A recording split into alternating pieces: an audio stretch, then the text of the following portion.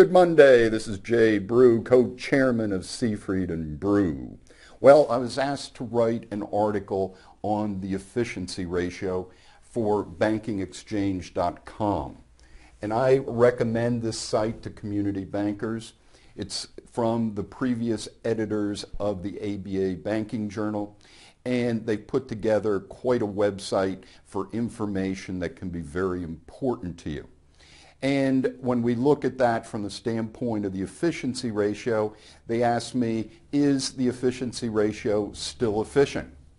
And we begin with the definition of the efficiency ratio. And it's defined as non-interest expense less amortization of intangible assets divided by fully taxable equivalent net interest income plus non-interest income.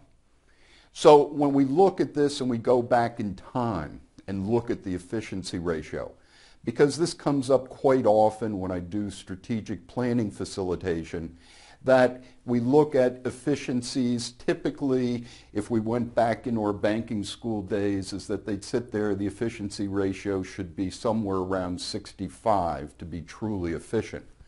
We'll take a look at this going back 10 years.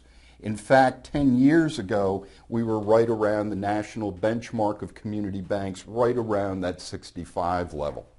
But you can see over time that even though we hit a peak as we were going through the recession and it coming back down, is that we still have not broken below the 70% level.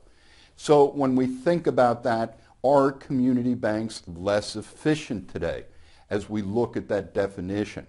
So what I did as part of the article was to go back in time to look at those components. So when we think of the components in terms of net overhead, which is the difference between non-interest income and non-interest expense, the fully taxable net interest income as another component, and when we look at those, what exactly has changed to change the overall efficiency ratio. And when we look at it from an overhead perspective, which I think is how most people think of how efficient we are, is really based on net overhead, we can see it definitely had an impact because we're right at 2.2% net overhead back 10 years ago. And then as we've moved forward through the Great Recession, of course, expenses went up due to loan issues. Now that loan issues have declined, that essentially those expenses have come back. So we're just slightly over the 2.2% in terms of overall net overhead. So in that current number, right around 70% efficiency ratio, one could argue that overhead is not the overall factor in terms of lifting that up. So when we look at the actual effect, is that here we have net interest margin FTE. And we can see that where we were back 10 years ago at 4.1%, is that now we're down at 3.8%.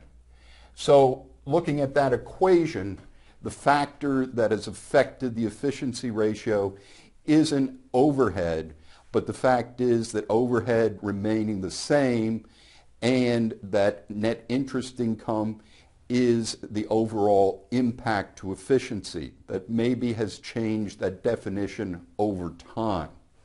So when we look at overall ROAs, we've made the comment that, once again, looking back 10 years ago, it was the norm in the industry that 1% ROA was considered to be that great level of ROA and more or less average for the industry, is that even though we've come back in terms of overall ROAs, is that at 0.83% that we're looking at ROAs that are historically lower. So we can sit there and say the industry has changed. And the question is, how do we get back to that 1% ROA? Next week's webcast will give you some strategies. This is Jay Brew, co-chairman of Seafried and Brew. Have a great week.